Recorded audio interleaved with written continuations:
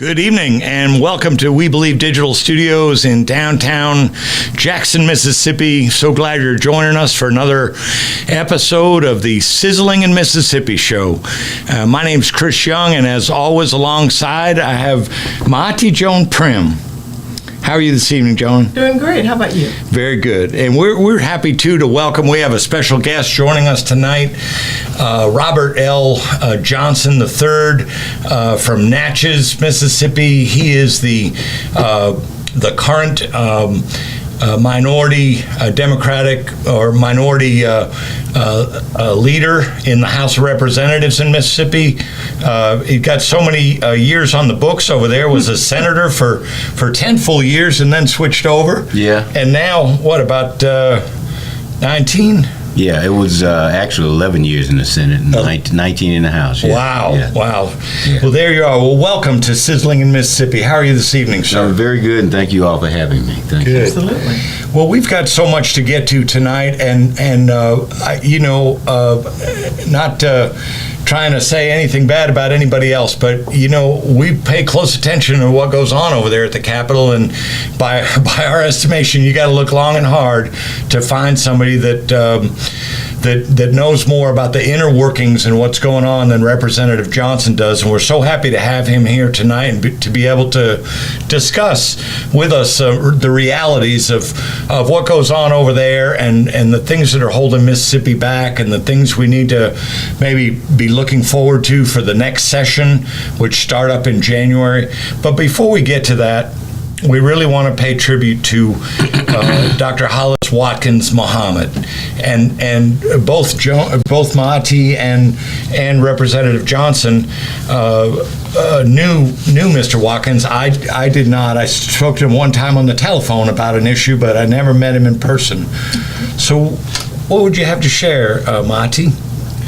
Well, he was. Dr. Hollis Watkins Muhammad was very committed. He committed his whole life to seeing the rights of people would be respected. He put his neck on the line time and time again. He was part of the Mississippi movement, freedom movement in the early 1960s going forward. So he was a very young man when he started, but he never stopped. I remember seeing an interview with, I think it was University of Mississippi in 2017, and he said, as long as I have the strength, we're going to move forward. Yes. And he was a field secretary for SNCC, if I read things right. Right. Working side by side with Bob Moses, Fannie Lou Hamer, Vernon Damer, it just the whole list of those Mr. soldiers. MC Moore, Mr. E.W. Steptoe. Mm-hmm. All of them. He was there. He was in Macomb, Pike County, Jackson, the Delta. He went everywhere that was needed. And just available a lot of times, that there's so much wear on those tires. After a while, people tend to retreat a little bit, but he was always out at events, and from everything I can tell. Right. No, absolutely. He was a long distance fighter for freedom. And one thing I read said he was actually in California when in I want to say 61, and he saw something on the television about the freedom rides, and he made up his mind right then and there he's coming back. Wow. I think he was out there for some type of school or something. Right. Yeah, it's amazing that anyone would make that kind of a sacrifice. Right. But he did, time and time again. Did he ever visit your store? He did. I bet that was special. It was. He came, I remember, a few times. He traveled with me on a Shea Day, which was a 19-hour tour of the state of Mississippi, the southern half of it, from Jackson on down. With his family, he also came to my bookstore talking about the 50th commemoration of freedom, of the Freedom Riders. Mm-hmm.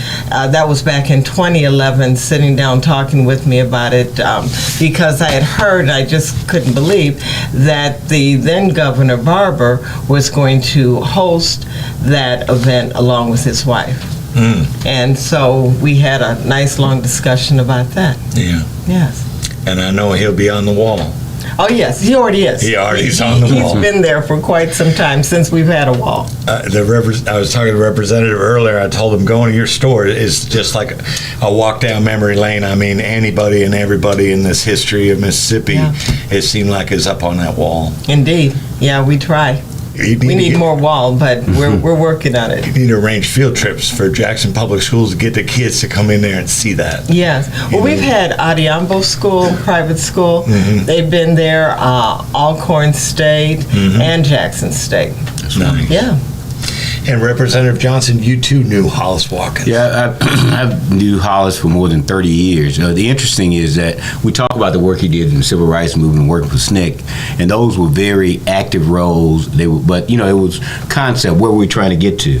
And my experience with Hollis was when they did legislative redistricting, and they almost tripled the size of the opportunities for African American legislators. Hollis created a forum where people that nobody knew, people like me, could come and talk to community people, and what he did was he ran a caucus in the 38th Senate district and all over the state. He and Leroy Johnson and Mike Sayre, and what they did was they wanted people to come out because they didn't just want to elect legislators or African American legislators. They wanted to elect the right ones, and we would actually have debates, and it hasn't been done since. This was in '91, and we would have debates, and you would go in as a candidate and talk, and we would bring busloads of people into Macomb, Natchez, Woodville, places, and people were energized by the idea because nobody had ever taken the time to involve them in the process, and Hollis engineered that. Wow. And I can remember him having a long talk with me about, look, you seem like a right guy,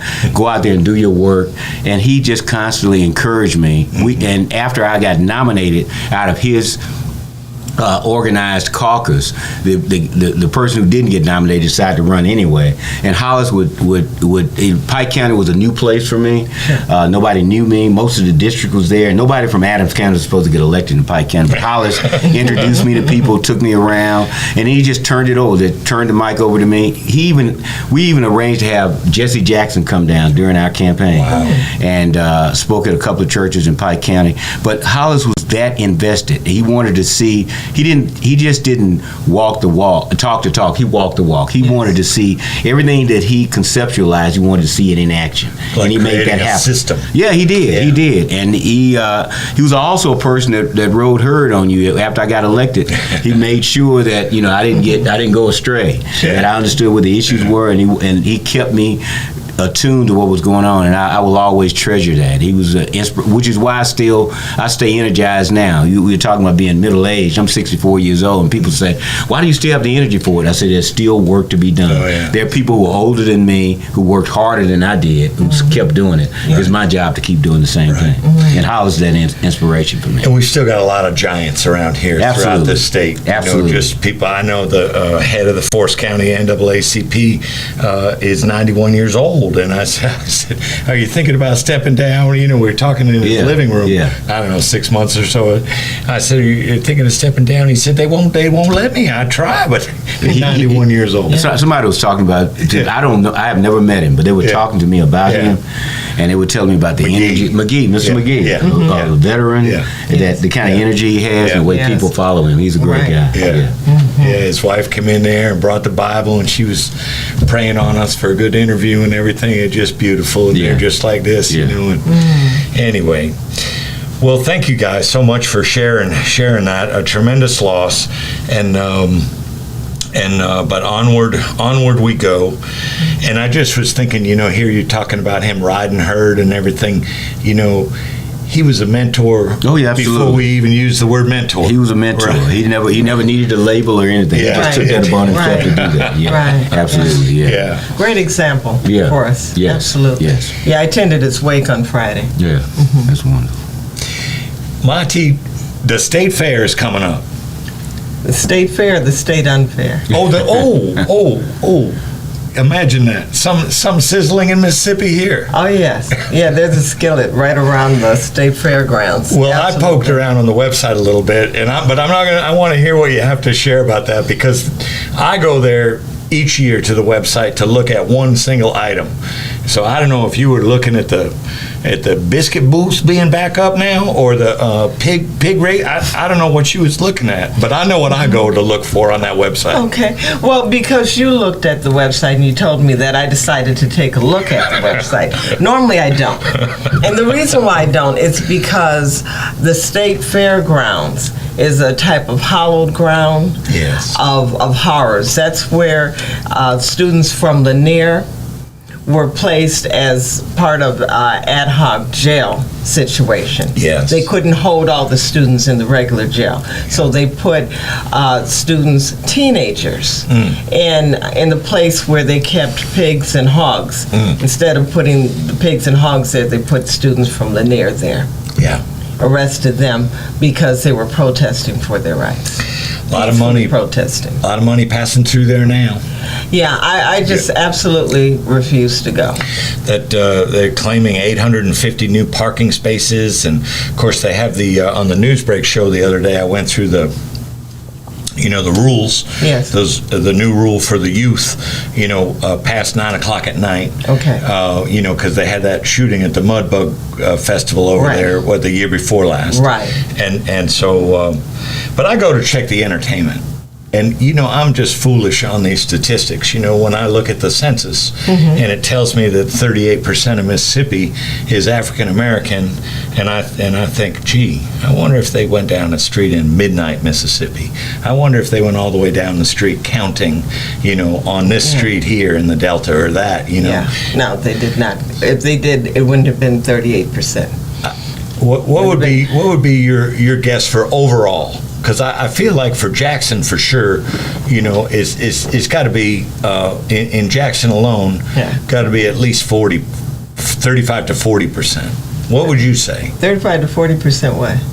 African American. Oh, no, that's what we're No, I'm sorry. I flipped it around. I flipped the number around. Right. Yeah. So when I count Jackson, I count 90%. 90. Because there's only 2.5 neighborhoods that are predominantly white.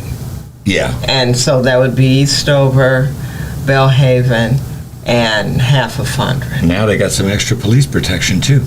Yeah. Those white neighborhoods. Right. They do indeed. And on a statewide level, Right. what would you say? Not 38%. No, not at all. I'm really thinking either somewhere around 50 to 55%. Wow. Yeah. I've started a count. A friend of mine and I were kind of working on this project. Yeah. And we're looking at, first of all, the 20 largest cities and towns in Mississippi. And it's just not adding up where it could possibly be such a low percentage of black people. Yeah. Yeah. And the thing I look at, and it's just funny like this, you're going to pay a fee to get in there, you're going to pay a fee to park the car, and if this percentage is the way it is, Right. but I count them off and I check them off, I count them off, and 3.5 of the entertainment, the evening time entertainment acts that they have, the ratio is 3.5 to 1 Right. for white entertainers. To the Commodores are coming, Right. Rita Brent is coming, but there's like 3 main African American acts that are coming Right. to the state fair, Right. 2 weeks a year, right? And people paying money to get through the door, and it just seems so off on that. But it shouldn't be. It should be 100% Caucasian acts. Go ahead. We shouldn't be there. Black people shouldn't be there. I see what you mean. Yeah. I mean, this is a place where if I looked at Jewish people, they would never go and party at Auschwitz. And not to compare the fairgrounds to Auschwitz, but just to say that it's incarceration. Yeah. You know what I'm saying? Of course, Auschwitz was horrible and even worse than what the fairgrounds were. But at the same time, these teenagers were fed from 55-gallon tubs. The food was put in there. Some of them were beaten. Many of them were malnourished after the event and dehydrated. It was a sickening place. Because they wanted to arrest everybody and there wasn't adequate space, other space. Right. And they wanted to make sure that the punishment was clear.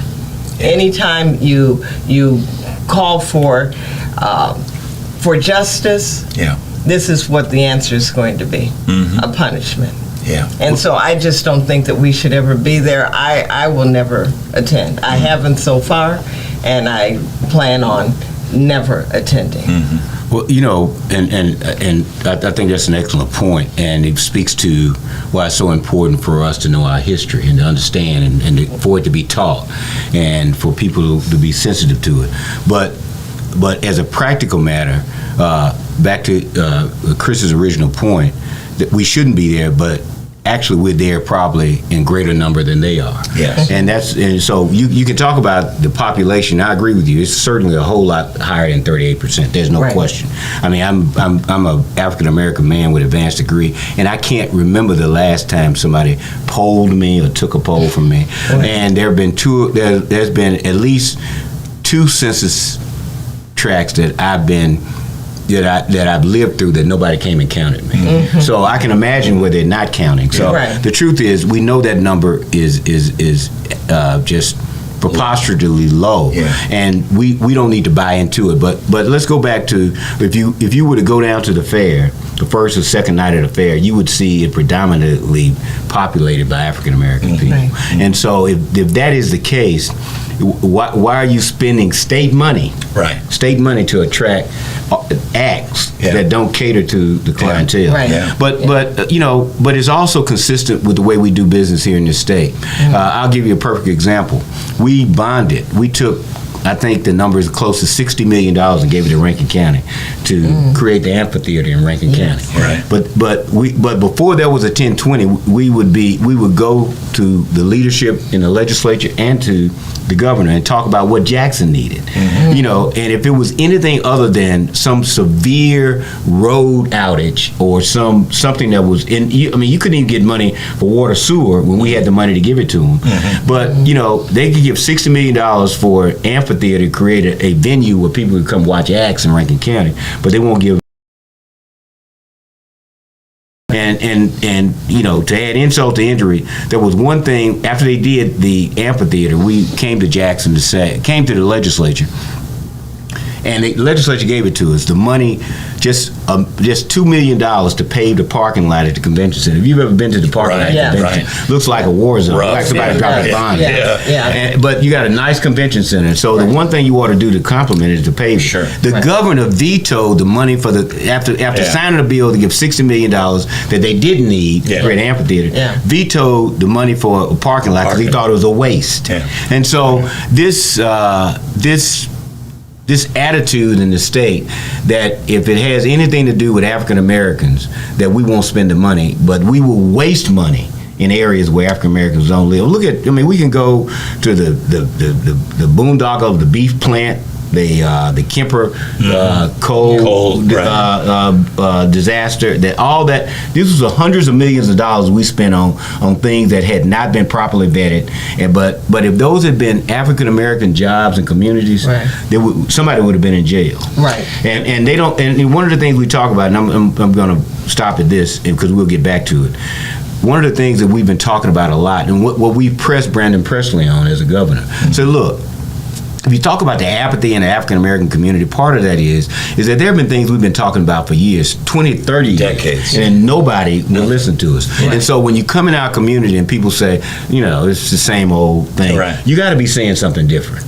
And so one of the things we talk about is that, some of the most fertile ground, some of the most available real estate in the state is along the river and west of I-55. But the problem is nobody does any economic development there because all the people who live there look like us. They're African American people from the Delta down to the Louisiana line.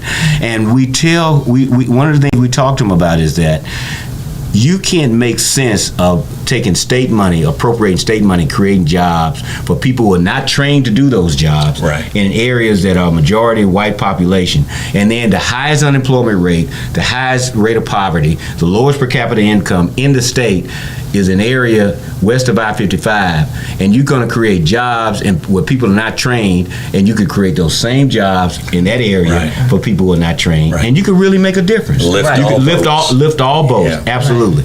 So, you know, when you talk about the state fair and attracting, you know, you have one of the most racist and most conservative leaders in the state in Andy Gibson, and he is in charge of the fairgrounds, and he's offensive in the way that he talks about what he'll do down there. The city of Jackson, the Hinds County Sheriff's Department provides all the security down there. They probably have Capitol Police now. But before that, the city of Jackson and Hinds County would literally have to come and fight and claw to get compensated for the time they spent down there. But they want you to serve, don't want to return any of the benefit to the city. But you know, he'll use the money for his own water tank. His own water tank down there. You could have water if you would get the state to agree to help Jackson. Right. We got to stop there for just a second and dip out for a couple commercials. We'll be right back with you, folks. Hey, have you heard about the Accountable Card? It's more than a card. It's a complete mobile banking service that's accountable to all.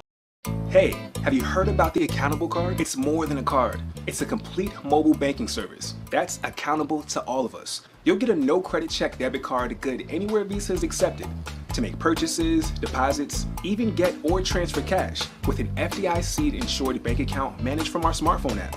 There's even a pre-approved no interest line of credit if you need emergency cash. So why go to the bank when you can have ours in your pocket? Get accountable. Just download our app today. Have you had your Earth Blend coffee today?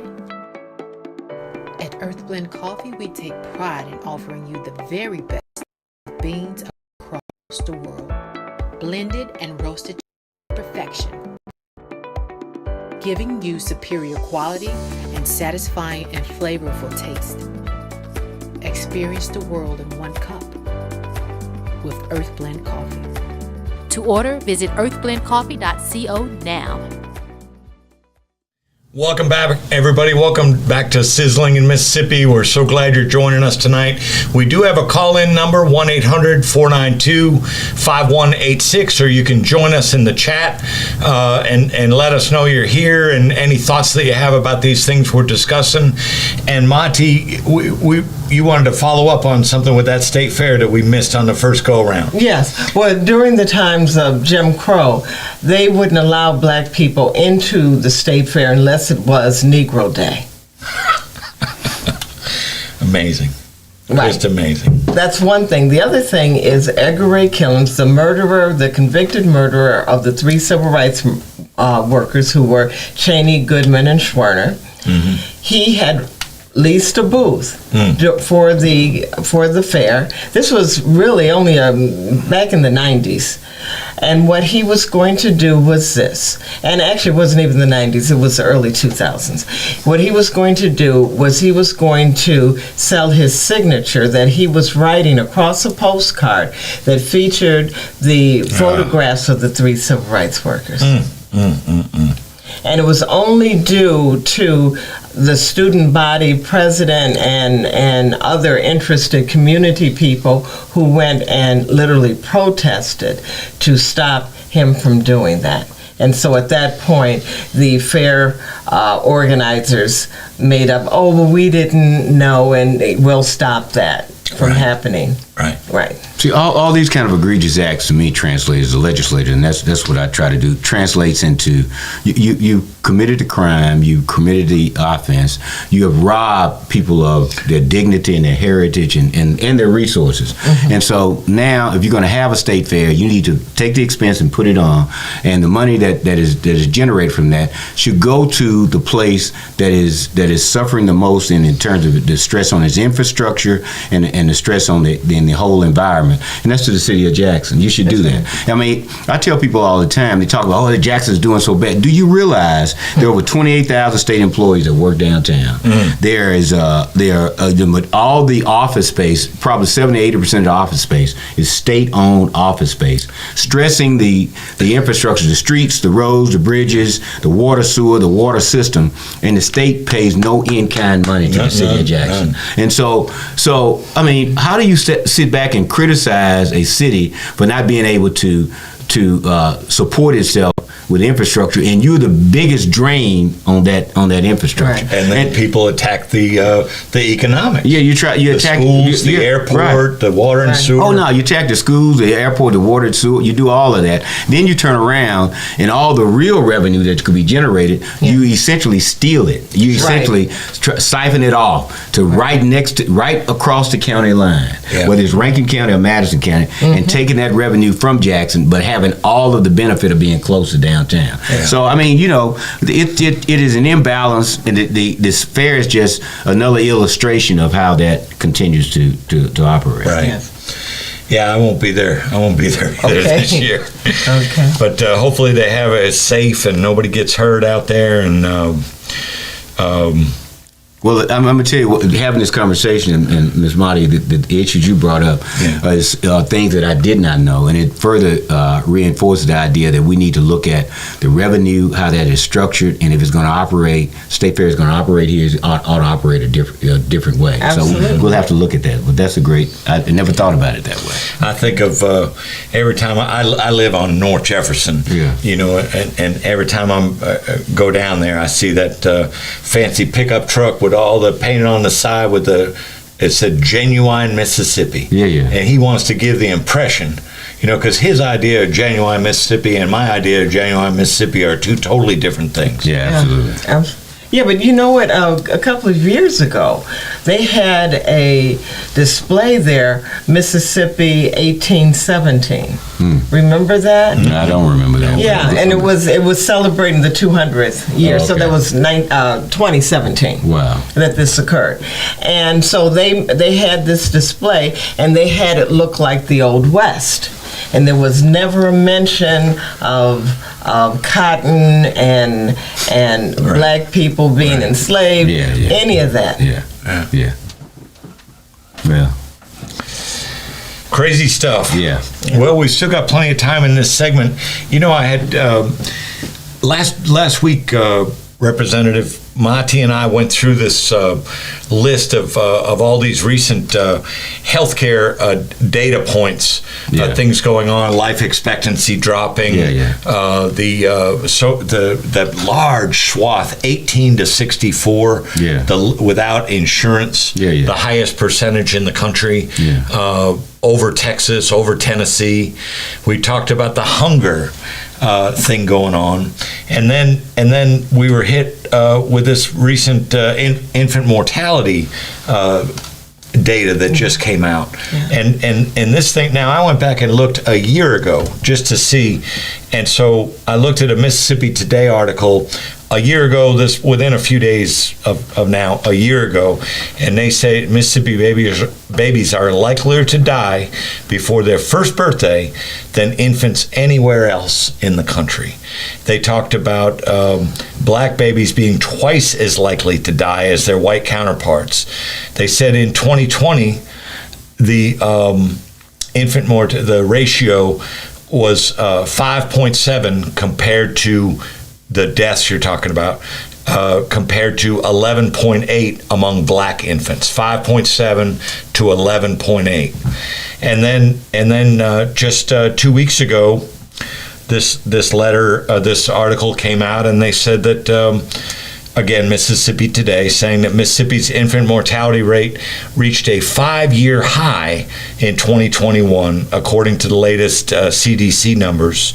And they talked about the death rates of 8.3 per 1,000 live births in 2020 had gone up again to 9.39 deaths per 1,000 live births in 2021. You're talking about hundreds upon hundreds of babies each year that are never making it, to their first birthday. And of course, in a related topic, we did finally get movement on the postpartum bill during this last session. He grudgingly signed that right after. Yeah, he didn't just grudgingly sign it, but the leadership in the House and the Senate grudgingly passed it. Oh. I mean, we understand we've been fighting that. It wasn't just Tate Reeves. Yeah. We had the Speaker of the House could not understand why a woman needed more time than that to. After she went, she ought to go right. I mean, those were his words. There was some interest in it and some willingness to do it out of the Senate. Delbert Hosemann always did support it, but there was a lot of leadership.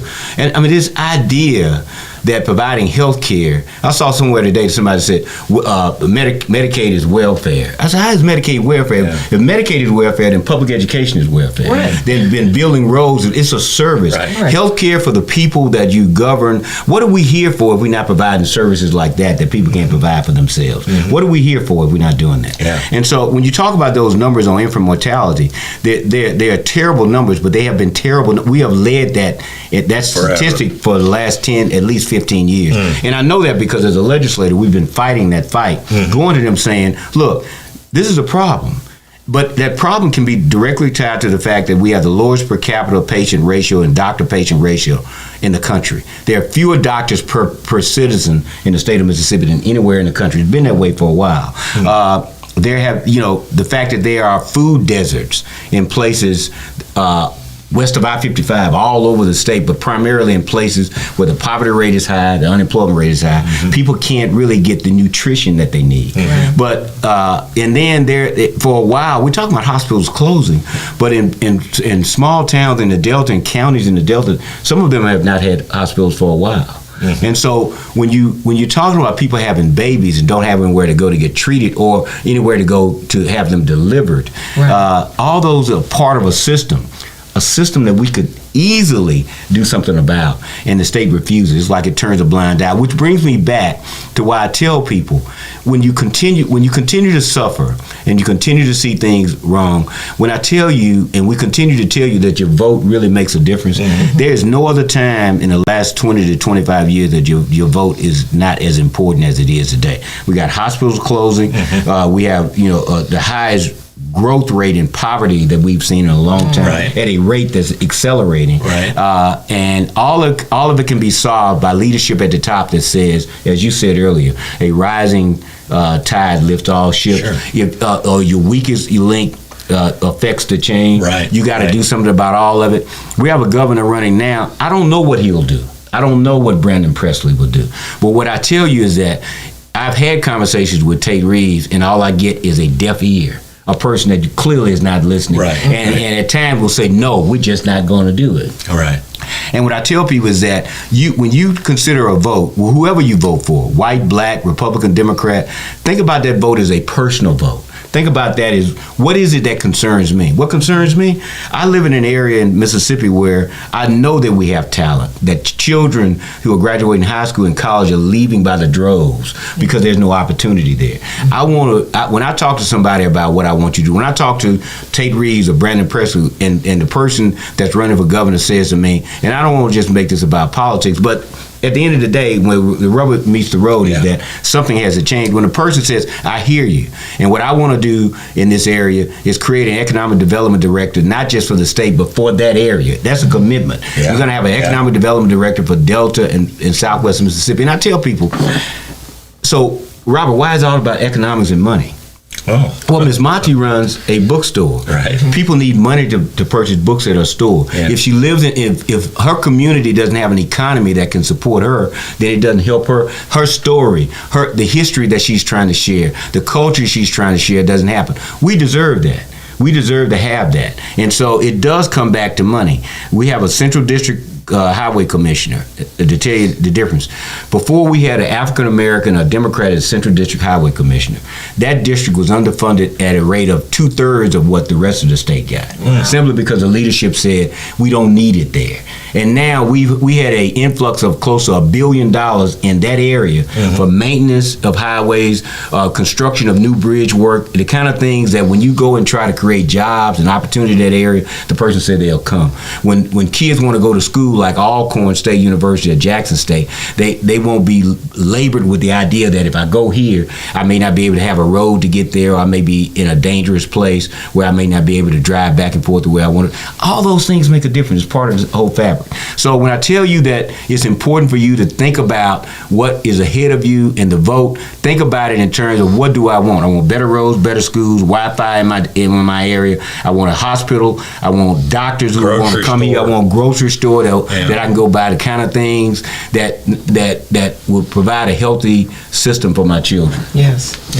Yeah, the odds, the health disparities are so bizarre already. But then when you start folding in food deserts like that, when people are treating a Dollar General like it's a Walmart superstore, is just double screwed. Double sizzling, and that's the only choice that a lot of people have. Right. In a state that has the highest rate of diabetes, heart disease, high blood pressure, everything, all the morbidities, life expectancy going down, all of that, and we can do something about it. And the rumor that there's $2 billion sitting in the bank. Oh, it's 2.5. It's not a rumor. Okay. There's $2.5 billion in surplus. Yeah. Now I'm talking about we got the money to run the state. Yeah. There's $2.5 billion sitting in surplus. Just collecting interest. $700 million of which we wouldn't miss if we kept hospitals. We wouldn't keep them open, but for a year. But it'll get us a chance to expand Medicaid and get the money we needed. Mm-hmm. Or we wanted to create opportunities or co-ops in an area where people could get food. We have the money to do that, and we won't do it. But we brag on the fact that we got money on the bank, we got a rainy day fund. Well, my friend, it's storming. Yes. It's time to do something about it. So, and the other thing too, the debt that accumulated, and nobody wants to talk about the debt, but as I recall from looking at the budget, I think it's a joint budgetary session that they have at the end, around the end of the year. It's in October. Okay, and if I'm not mistaken, last year the payment on the debt, unless they changed it, they may have changed it, was $435 million to service the debt. Yeah. Well, in the poorest country in the state, in the poorest state in the country. Well, and it would make sense in the poorest state in the country if you were servicing a debt and you were trying to take care of the people who needed it the most. Right. But that $400 million we've done, we bonded all these different projects everywhere. And some of them are good projects, but if we're spending $435 million on debt, why isn't any of it in a place that people need it the most? Right. Why haven't we bonded projects in places where people need it the most? Right. And that's the tragedy, that we'll accept debt, we'll create debt, but we'll accept it for our friends. We'll literally lose $77 million. When I say lose, everybody talks about the $77 million in DHS that nobody knows where it went. But we got 30% of the children in the state of Mississippi live in poverty, right? And we only gave benefits to 1,000 families at $285 a month, which is not even close to what they need. Right. But we wouldn't even give it to the vast majority of the families who needed it. We had all these restrictions. You make a mother who has a family of 3 or 4 kids come in, if she wants a benefit, you got to show that you actually applied for a job. But we don't have mass transit in Mississippi. Right. So if she doesn't have a car, how's she going to go and apply for a job? Yeah. It's like... And there is a workforce development center where she can go. May not be one. Right. And you may take her 60 miles to go get one. Right. But I can't get the benefit because I can't show I applied for a job. Look, I used to call it crazy, but now I'm beginning, as some of my friends say, it's just evil. Right. It's just evil. It's just mean and evil to do that. And even the director of DHS admitted we give all the millions of dollars to all these people running these programs that don't do anything for people. And I said, well, do you have any way of monitoring and figuring out the benefit? No, we don't. We just gave them the money. Yeah. They don't do anything about it. But you won't give money to families and women and children. And the Democrats have held 2 hearings so far, if I'm not mistaken. Right, and we plan on doing one again this fall before we go, because they have done none of the things they said we were going to do. The Republicans haven't held one hearing. Not one. And they wouldn't let us tape the hearing. They said, well, it's a Democratic hearing. We don't do partisan hearings. Well, we wouldn't have to have a partisan hearing if you're the chairman of public health in the House and in the Senate would actually conduct a hearing to figure out what happened to any of this stuff. It's Is there crazy. any They don't way- even hear themselves talking. Is there any way to put pressure on that specific issue? Because they're just saying, "Oh, we're going to let the legal process take its course," and that way they can keep their heads low. Well, I can tell you that pressure, those hearings put some pressure on them. They felt compelled to do some. There are some changes that are being made. Okay. But what I can tell you is that it is so egregious that we've had peer reports done. I mean, they cannot escape the light that has now been shown on this program. Mm-hmm. The Office of Management and Budget, the Federal Office of Management and Budget is looking at it, and I don't doubt that the FBI and the Justice Department are even a closer eye on it. So there are going to be some changes. And even before that, that came to light. Even before that,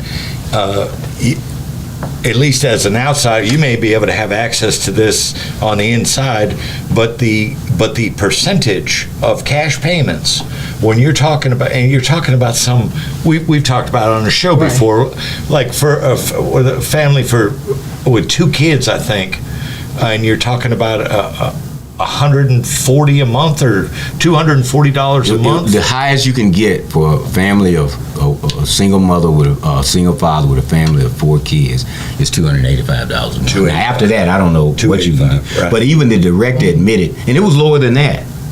We had to force and rain, you just twist arms to do everything just to get it up to 285. It was like 220 or some ridiculous amount of money. And he admits that 285 is still abysmally low. Right. But then they put policies in place that restrict the amount of people that they're going to give. Yeah, I mean, cash you got to show you apply for a job. Well, I mean, how am I going to do that? I don't have transportation, I don't have resources. I may not even have the right clothes to go and do any of that. You're not doing anything to help me do that. And they recognize that they have to put things in place like assistance, training, those kinds of. You shouldn't have to apply for a job. But if I come to you and provide a way to train you, but they don't do any of that, and they have the money to do it, but they won't do it. So there's no job readiness program. No, nothing. Well, that was part of the hoax to begin with on this, with the creation of those educational centers, wasn't it? They were saying that but that was all a hoax. Well, I say there's no, on paper there's a job readiness or something akin to that. Okay. But it's never been actualized or put in place in a way that it actually works. And they know it doesn't. They know it hasn't. Wow. We're at the end of the clock again, so we'll stop there, everybody, and take a little break, and then we'll be right back with you.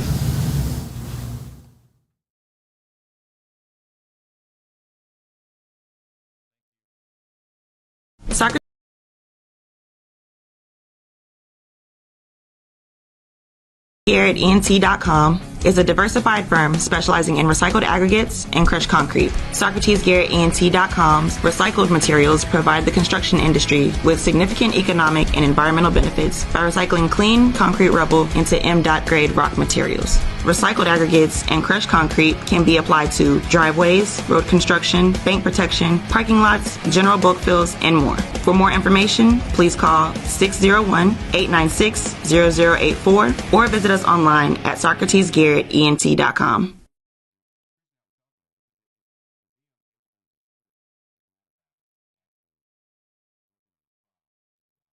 Are you dreaming of becoming an entrepreneur, but you're not sure where or how to start? At Entrepreneurs Academy 101, our online program will guide you step by step on how to start and grow your own business. We offer courses such as how to write a business plan, how to create a budget, and so much more. Our online training program is designed for you to learn at your own pace, and there's no set order to complete this program. Because our academy is online, you have the choice to learn with a group, with friends, or individually. Upon completion of the entire curriculum, you will receive a certificate of achievement to acknowledge that you have completed the training needed to become a successful entrepreneur. So enroll today to design the life that you love. Contact your entrepreneur coach, Brenda Myers, at 601-672-0695 or visit our website at www.entrepreneursacademy101.com for more information.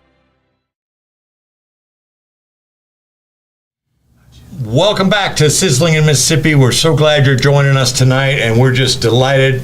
Myself and Maati, Jone, Primm, my co-host, delighted to have our State Representative Robert Johnson III on hand with us tonight, talking about all these issues. And we've covered a lot of things so far, but as Representative Johnson readily reminds us, there's just no end. You can be up morning, noon, and night, and you never get on top of all these different issues. So I did want to, we have a few little questions for you, and maybe provide an opening, for you to share more of your experiences with the audience and all. But it seems to me, like I mentioned before, that you've got this reputation of being able. I mean, you've mentioned the lieutenant governor, you've mentioned the speaker Gunn. You've got this reputation of being able to be in the room to attempt to work across these party lines, this Republican trifecta that we have at the Capitol.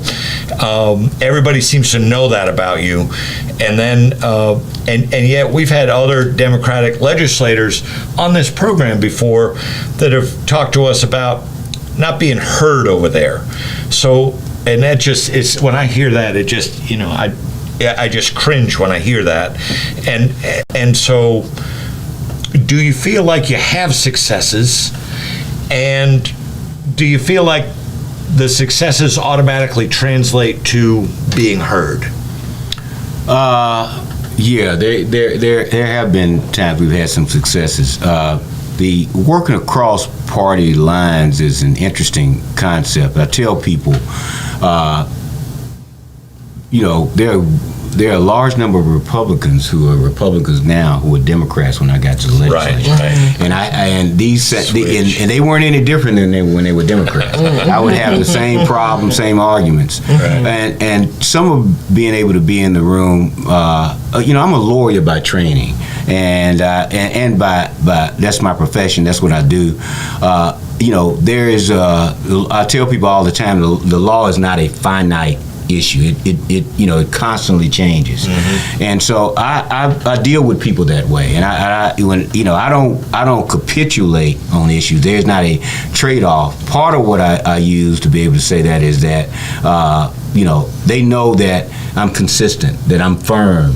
And I tell people that all the time. You don't get to work across party lines by going in and say, well, tell me what you want me to do and tell me how. That's not how it's done. Yeah. You do it by people understanding that, I guess the best way people told me that there have been different people in leadership that say, have you talked to Robert yet? And they said, why? Well, if you don't, that means we're going to spend the whole session fighting about it. If you don't, maybe you sit down and maybe we can talk about some things. So that is enabled. They know that if there are things that myself and other members of my caucus feel strongly about, that we will draw a line in the sand and we won't move, and we will hold up the legislature, we will fight, and we will publicly bring these issues out, and we will talk about it, and we will make CRT. With CRT, where you all got up and walked out. Oh yeah, I mean you got to make them understand this is a real issue to us, and I had meetings with the speaker and leader.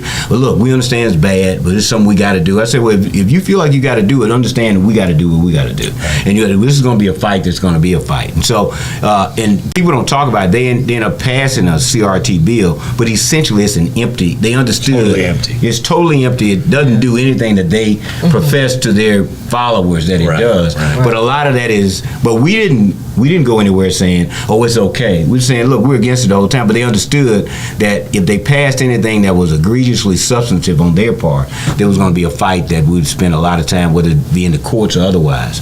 And so, but I tell people all the time, you can disagree with people and still have a mutual respect for each other. Yes. And some of that is born out of the fact, the people who may be saying to you that we're not heard, maybe people who have not been there as long as I've been there. Okay. It's a matter of perspective. They really aren't heard. But I don't need to be heard. I need to get results. And what I need is for people to when you go back to your district, I tell people all the time, I represent a majority African American district. When I go back to my district, people want they don't care. They really don't care about anything like CRT. They want to know, did you get us any money for that road out there? Because I go back and forth to work every day, and I need it done. And so I got to make sure I got resources. We're building a new school, and we got a new school. We're going to need this amount of money or that amount of money for that. And people say, well, what about the issues that people care about? I say that money shapes those issues. You got to understand that you can talk about you can talk about things that will make a change, and that's what happens to me when we talk about party lines. If I go in and talk to the speaker about it, he said, well, what do you need to do? What about this CRT? I said, look, let me tell you what, we're going to fight you on CRT, but while we're fighting you on CRT, you need to understand that we still need a teacher pay raise. We need to have that. And so if you want to do something that's going to be substantive to be able to say that we actually did something, let's have that. Let's talk about postpartum. What are we going to do about that? We got to talk about those issues. When I go into a room and he wants to talk about CRT, I'm going to spend my time talking about things that he really doesn't want to talk about. Right. Or anybody. And you can get some things done that way. But what they understand is, all I can tell you is that just like when I try a case, I'm going to try my case. I'm gonna leave blood in the saddle. There's gonna be I'm leaving nothing on the table. And if the other man does his job, you're gonna get a result. When I go in to meet with anybody, or I'm working on legislation, I fight it tooth and nail. I don't leave anything on the table. And if they do their job and I do my job, then somehow we'll end up with a result that makes sense. That's the way I operate. I just go in to push 100% on every issue and don't take no for an answer. And if that is the position they're going to take, whatever it is, it doesn't end up being a victory all the time, but it ends up building a level of respect for each other that you actually can get things done. So very good. I'm like them. I don't get heard either, but I care less about being heard and more about getting results from people I care about. Results. Jone, you want the next question? Sure. With the current healthcare crisis raging on, and of course the over $2 billion set aside. Yeah. What will be the main priorities for the next session? Well, healthcare would definitely be the main priority. And healthcare, the governor came out with this bogus plan where he said, well, the hospital would take $176 million of their money. The truth of the matter is, these are all public hospitals. And if the hospital takes $176 million, hospitals don't have $176 million. You take $176 million, hospitals will tell you, you ask them, where would you get that $176 million? Well, they're going to get it from us. Yeah. Just like any other business. If you raise a cost on a business, you raise a tax on a business, that money's coming out of your pocket. Right. But why would you take $176 million of taxpayers' money, and that hospital is taxpayers' money, and to get $700 million when you essentially could spend, according to them, I would say it was closer to zero, $100 million, and get $1 billion infinitely. That money would be available to you, and the $700 million would be something that you would have to apply for every year. You don't even know if you get it. So it makes no sense. But the current healthcare crisis, I say all that to say this.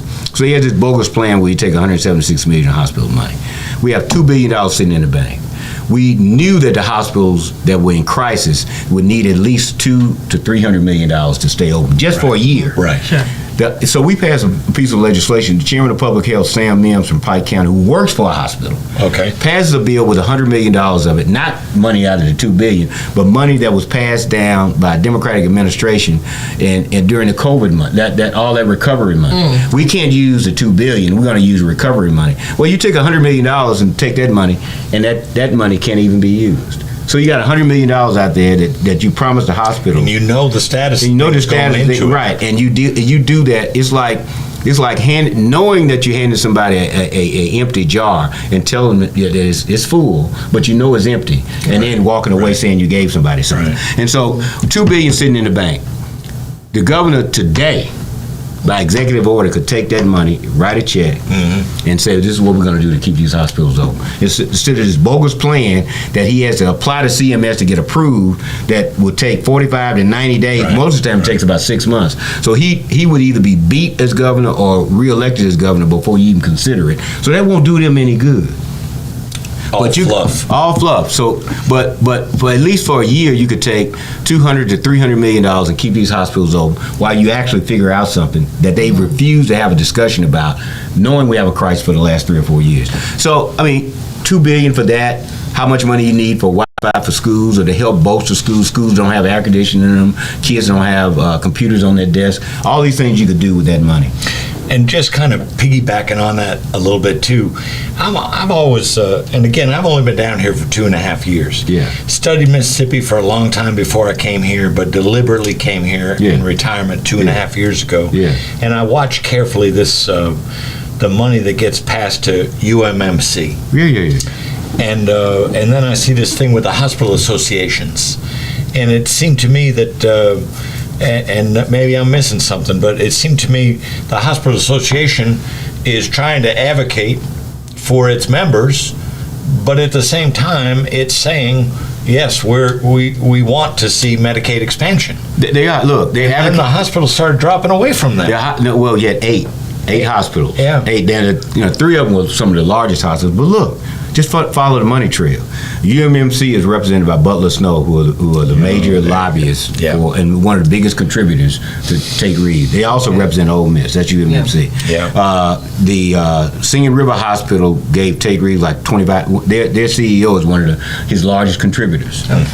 So Forest General, those people are all tied, big supporters of Tate Reeves, even though they're supporting him while he's slowly killing their institution. And then Northeast Mississippi Medical Center is next to UMC, is the largest trauma center in the state.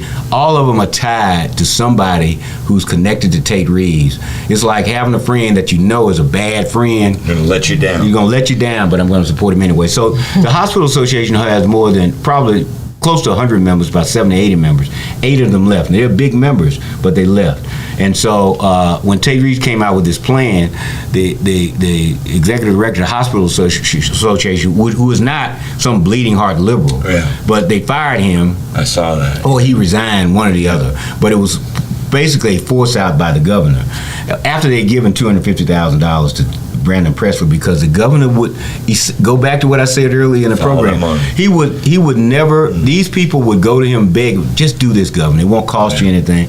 And the governor would say no. So why would I give money? Why would I support a governor who would constantly tell me no? I'm looking for an alternative, and that's what they did. So you had 8 members out of about 80 or 90 members who left. So it's not a majority of them, because the majority of the members of that association were slowly dying as an institution, and they needed somebody to send them a lifeline, and the governor wouldn't do it.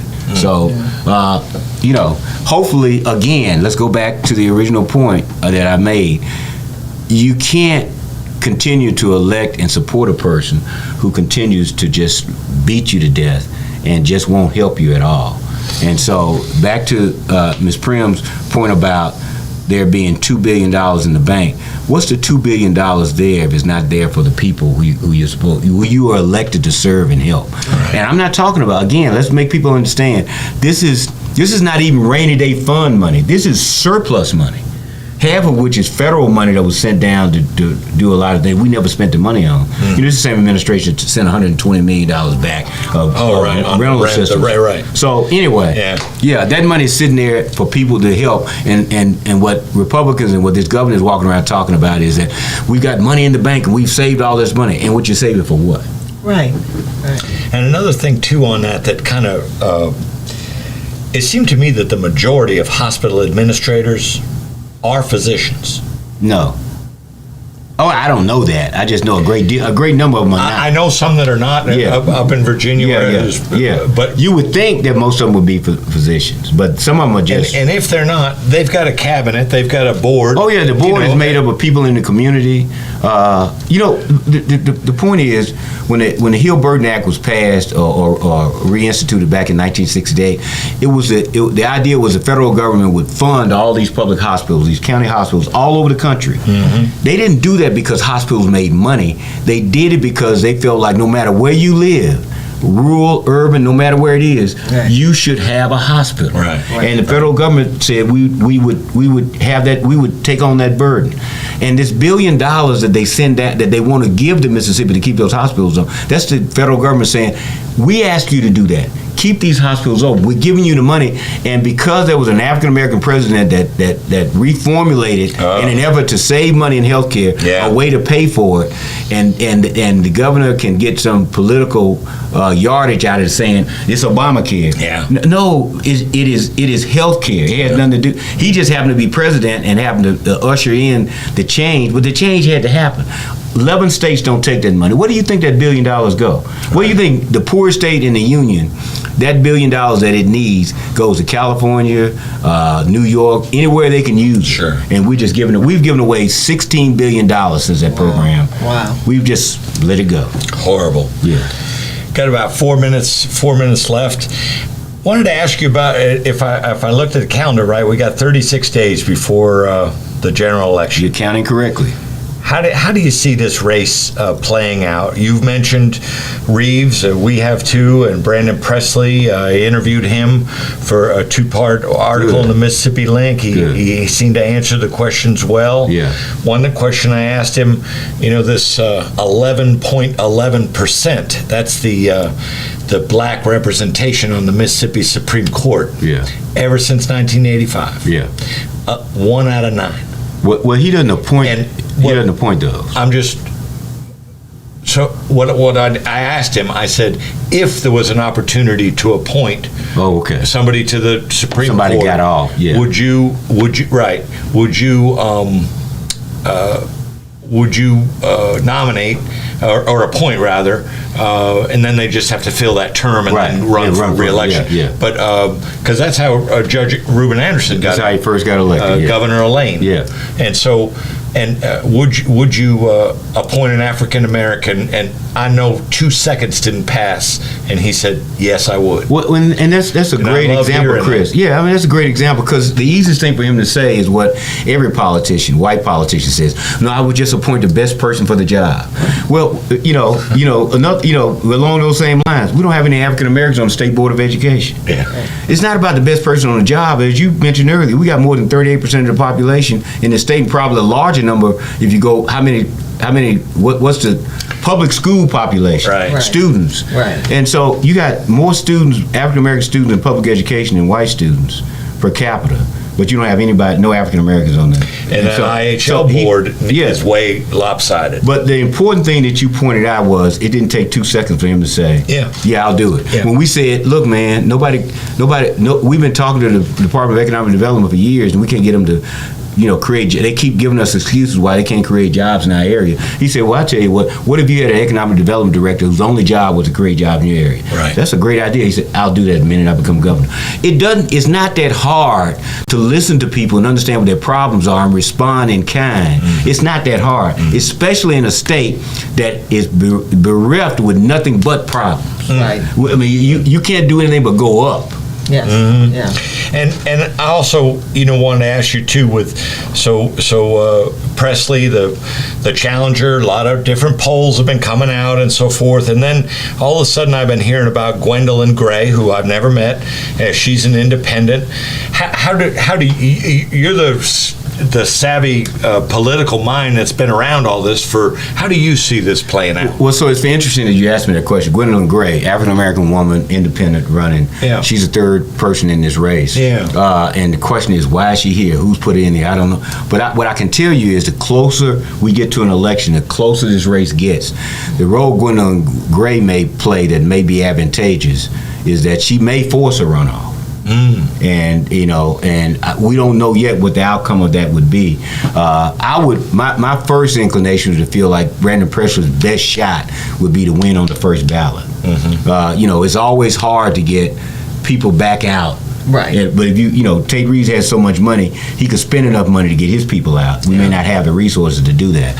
And so what I would tell you is it is admirable that a person may be running, taking advantage of their opportunity to be involved in the political process. But what I can tell you is that we don't need any second guessing or any waffling. We need to vote for a person that responds in kind when somebody like Chris or myself asks them, what are you going to do? and they say they're going to do it and you get a favorable answer. Let's vote for a person that's going to hear us. Let's vote for Brandon Presley. Any parting thoughts? We're running on the clock. Maati, any thoughts you like to leave us with? Well, I think that people in Mississippi should really stop and clarify what Mississippi is actually doing to its citizens. Absolutely. And how it affects all of us. That's a great way to put it. Yes, absolutely. We don't do that. Right. Yeah, clarity would be an excellent way for us, because if you did, we would run over each other going to the polls. Yeah. That's right. Yeah. Yeah. Well, Representative, we thank you so much for joining us tonight. It's a real treat to have you here. Somebody with the knowledge and breadth of experience that you've had over these many years. So it's a real treat, and we'd be happy to have you back anytime when we get up there closer to the session starting. Or I know your time is so precious during the session, but if there's anything that we can do or this studio can do for you to move the voice of the people forward, you just let us know. We're happy to do that. Well, the first thing I'm going to do is go visit Miss Primm's store. Good. Help my cultural awareness. That would be the best spent time. And the next thing I will do is tell you that I appreciate it. The only complaint I have is that we just didn't have enough time today. So we have so many things to cover. But I'll come back. Thank you. Good. Enjoy both. Thank you. Yeah, that hour goes by. That hour goes by so quickly. Yeah, thank you. So thank you so much for joining us, everybody, and hopefully the people that couldn't get to watch us live tonight, we're available on demand. We Believe Digital has over 1,000 archived videos of shows just like this, all kinds of different programming. So go on there to YouTube, especially if you can use YouTube, and look at and like the programming. We know you're going to like the programming, so hit that like button and hit that subscribe button. We've got a new goal. We met last month's goal for subscribers. We're over 600 now. And we've got a new goal for the end of this month, and that is 800 subscribers by the end of this month. We've got 618 right now. So we really need you to jump in there and do that. That can help us out a whole lot and do nothing but enhance the level of programming that you get now. So thanks so much for joining us at We Believe Studios and Sizzling in Mississippi. We'll see you next Monday night at 6:30. Take good care of yourselves and each other.